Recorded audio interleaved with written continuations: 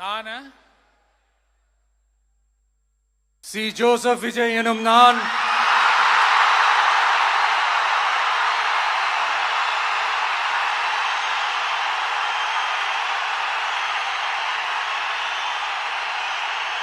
சட்டப்படி அமைக்கப்பெற்ற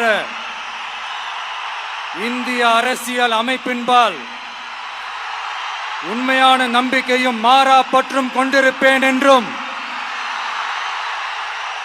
இந்திய நாட்டின் ஒப்பில்லாத முழு முதல் ஆட்சியையும் ஒருமையையும் நிலை நிறுத்துவேன் என்றும் தமிழ்நாட்டு அரசின் முதலமைச்சராக உண்மையாகவும் உளச்சான்றின்படியும் என் கடமைகளை நிறைவேற்றுவேன் என்றும்